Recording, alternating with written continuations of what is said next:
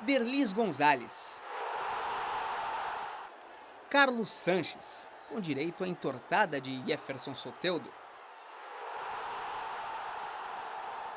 E mais um belo gol com Felipe Jonathan. Antes disso, outras duas boas oportunidades, uma com Sacha e outra com Marinho. 3-1, fora o baile.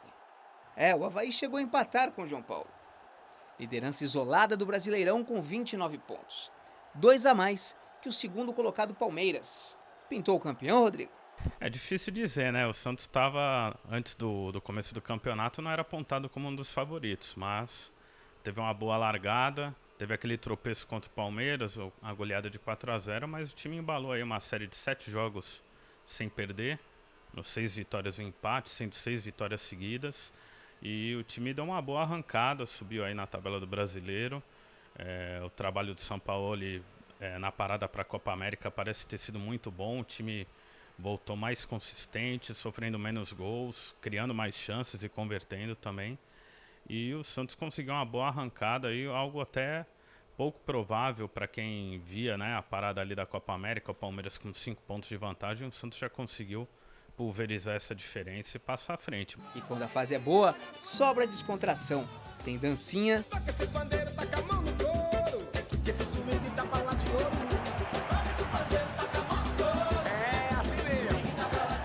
e até rolê com a motobike do chefe. Olha o Marinho tirando onda com o Sampaoli aí.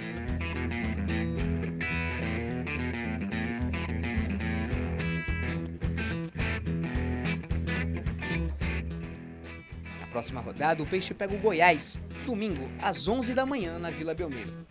Goiás, ele vem aí numa boa campanha, vem em nono lugar com 17 pontos. Ontem empatou com o Atlético Mineiro, mas na retomada da Copa América não está conseguindo render o mesmo que vinha apresentando antes da pausa.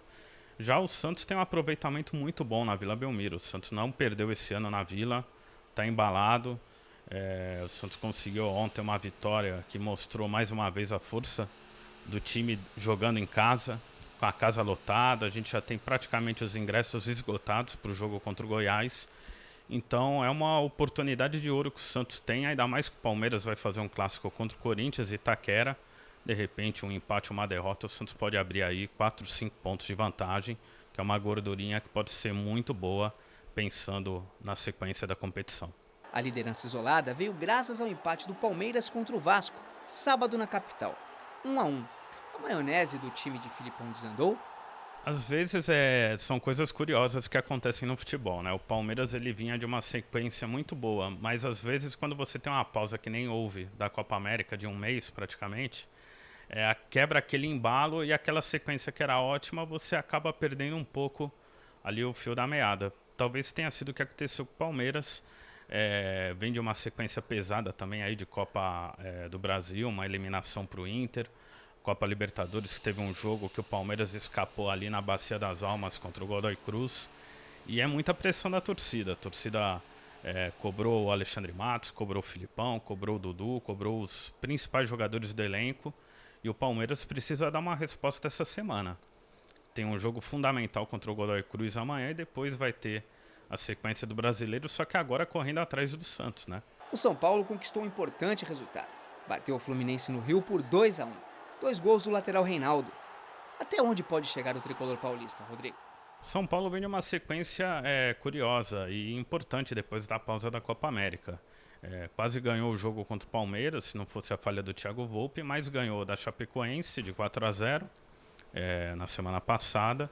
E no sábado, ganhou do Fluminense de 2-1 ali no finalzinho. É importante ver que o Cuca conseguiu aproveitar bem essa pausa da Copa América para ajustar algumas coisas no time. O São Paulo ainda sofre muito com a lentidão da transição do meio para o ataque, mas é uma equipe que está evoluindo e tem possibilidades aí de brigar pela Libertadores, e vai ter que esperar aí que a turma do bloco de cima, que é Santos, Palmeiras e Flamengo, deixem pontos pelo caminho para quem sabe brigar pelo título, mas que é algo mais distante no momento. A gente fecha o assunto futebol com o Corinthians, que venceu o Fortaleza de virada no Ceará por 3-1. O time de Fábio Carille briga pelo título? O Corinthians ele ainda sofre com aquela inconstância e com aquela falta de um poder de criação maior, né? Mas ontem mostrou um poder de reação interessante, né? O Carille até chegou a fazer modificações no segundo tempo que colocaram o time mais à frente e conseguiu uma virada difícil. O Fortaleza do Rogério Ceni é uma equipe muito forte jogando em casa e que é difícil de ser batida, joga um bom futebol. O Corinthians conseguiu uma vitória que coloca ele em oitavo ali, mas ainda com um jogo a menos, né? Que é um jogo contra a Chapecoense, que ainda vai ser disputado em agosto. Então o Corinthians está nessa briga, assim como o São Paulo, está nessa briga pela Libertadores e vai ficar esperando o que pode acontecer ali na frente e de repente se apresentar numa briga pelo título, que é algo no momento mais difícil. Em compensação, o Corinthians pode atrapalhar o caminho do Palmeiras, né? Palmeiras que vive uma instabilidade, o Corinthians pega o Palmeiras na próxima rodada jogando em Itaquera. A gente sabe que o Corinthians, principalmente com o Carille, é uma pedra no sapato do Palmeiras e jogando em casa, de repente o Corinthians pode conseguir uma vitória que lhe coloque numa situação que possa permitir sonhar com algo maior dentro do campeonato. Bom pro Santos, né? Bom para o Santos, de repente aí, né?